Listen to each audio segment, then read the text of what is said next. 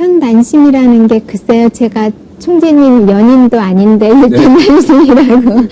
두 분이 원래 알고 계셨습니까? 어떻게? 전혀 몰랐어요. 그러니까 네. 저야 총재님을 알죠. 대한민국 네. 국민 중에 누가 총재님 모르겠어요. 네. 더구나 저는 헌법 교수니까 학생들 가르치면 그 대법원 판례를 많이 가르쳐요. 그때 정말 주옥 같은 소수 의견 굉장히 많이 내셨거든요. 네. 그래서 학생들에게 이제 판례 평석해와라, 그 다음에 읽어와라 할 때 이제 총재님 사건들을 많이 하면서 이분은 정말 다시 보인다라는 것이 매번 판례를 읽어갈 때마다 그런 생각을 했거든요. 네.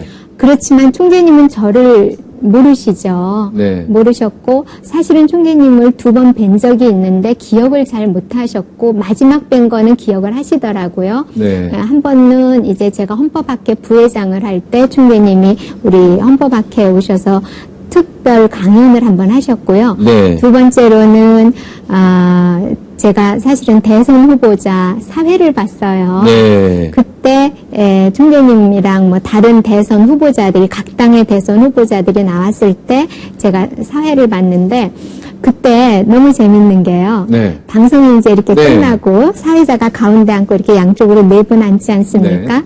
가면서 다른 당의 후보들은 다 저한테 악수하고 뭐 언제 차라도 한번 하자.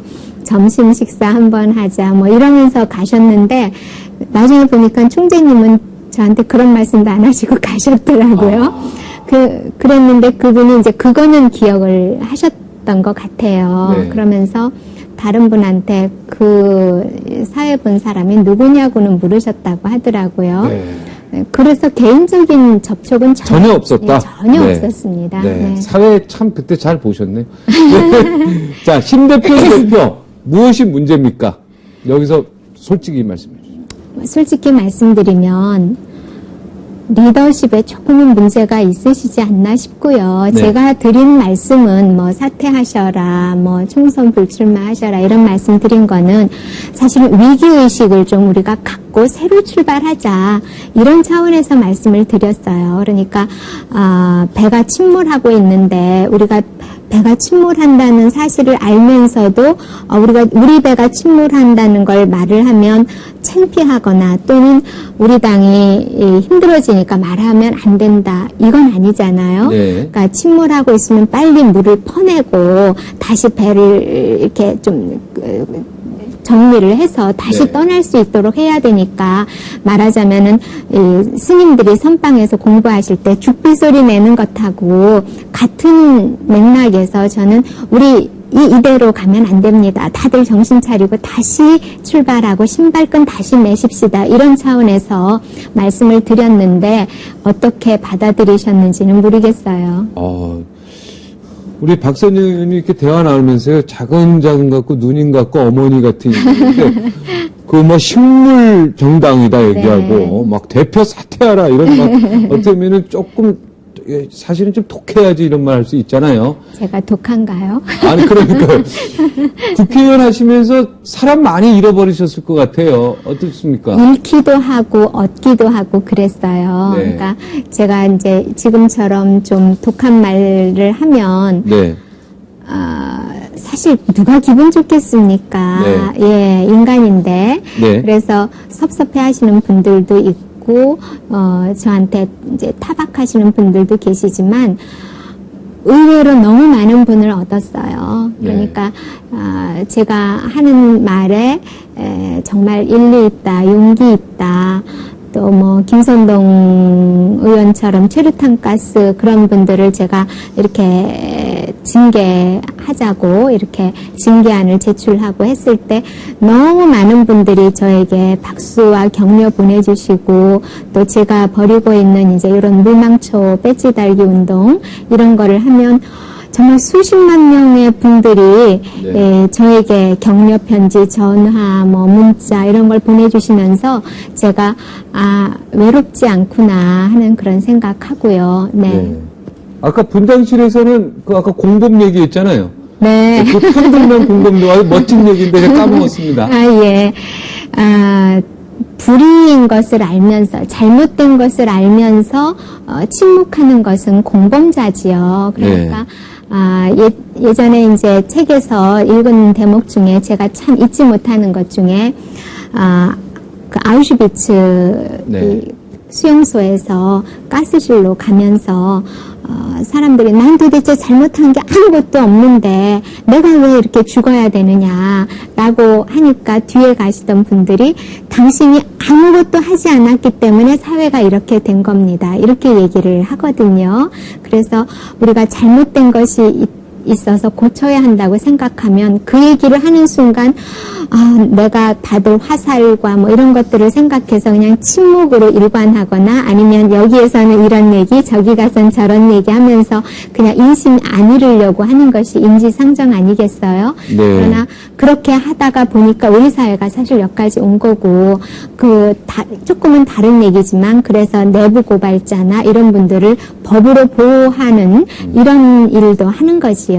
그래서 정의가 너무 늦어도 그거는 정의가 아니듯이 불의를 보고 또는 잘못된 것을 보고 거기에 대해서 말하지 않는 것은 범죄 공범자다. 저는 이렇게 생각합니다. 네. 그럼 말하면 왕따 당하지 않습니까?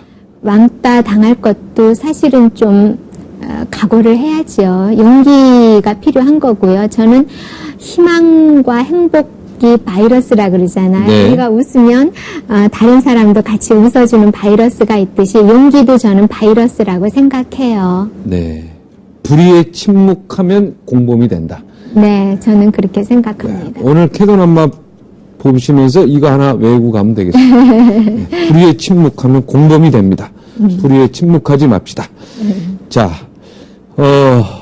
그래서 저기 탈당하실 거예요? 저 탈당하라고 했잖아요. 제가 왜 탈당합니까? 아니, 제가 이런 말씀 하나 네. 드려도 될지 네. 모르겠는데요. 공자님이 제자들하고 길을 가시는데 네. 어떤 사람이 나무 뒤에 숨어서 볼일을 보고 있는 거예요. 그러니까 네. 공자님이 막 야단을 치셨어요. 네. 아니, 인간이 부끄러운 줄도 모르고 그 가느다라 나무 거기 뒤에서 볼일을 보냐 이러셨는데 네. 한참 가다 보니까 어떤 사람은 나무도 없는 그냥 벌건 데서 볼일을 보고 있는 거예요. 네. 그래서 제자들이 공자님 눈치를 살폈죠. 공자님이 이번에는 어떻게 하시나 했더니 이렇게 보다가 못 본 척하고 그냥 아무 말씀도 안 하시고 가시는 거예요. 네. 그러니까 제자들이 아니 공자님 아까 사람은 나무 뒤에서 이렇게 볼일을 봐도 야단을 치시더니 이거 벌건 이 대로변에서 볼일 보는 사람한테는 왜 아무 말씀도 안 하십니까? 그랬더니 공자님이 뭐라 그러셨겠어요? 뭔가 기가 막힌 얘기를 했을 것 같은데요. 야, 저기는 나무 뒤에 숨은 건 아니잖냐. 뭐, 그거 연관, 저기는 용기 있는 것 같다는 얘기를 좀 할 것 같은데. 아니요. 그래도 나무 뒤에 숨어서 볼일을 보는 사람은 부끄러움이 뭔지를 아는 사람인데 그 벌건 대낮에 벌건 대로변에서 볼일을 보는 사람은 부끄러움조차 모르는 사람이다. 그런 사람은 사람이 아니기 때문에 야단칠 필요도 없다. 이렇게 얘기를 하신 거예요. 네. 그래서 저는 이제 지금 말씀하신 네. 그런 소리에 네.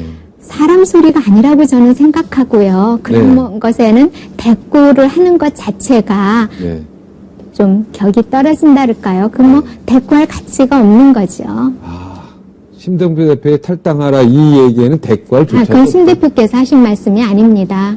나가라 그랬지 않습니까? 아니에요. 심 대표님이 하신 측근이 말씀. 얘기한 겁니까? 글쎄, 그분이 측근이 아니라고 이제 심 대표께서 하셨기 때문에 저는 심 대표님 말씀을 그대로 믿어드리고 싶고요. 네. 그런 말씀을 하신 분은 우리 당의 주요 당직자세요. 네. 그런데 그런 말을 하는 사람에 대해서는 더구나 아무런 존칭도 없이 뭐 이회창은 박선영을 데리고 탈당하라 이런 아니 우리가 그 김정일에 대해서도 김정일 위원장 이렇게 공식적으로 해주지 않습니까? 네. 그런데 아무 직함도 없이 강아지 이름 부르듯이 네. 그런 그 최소한의 예의도 도리도 없이 하는 말에 대해서는 대꾸하면 안 되지요. 네. 예.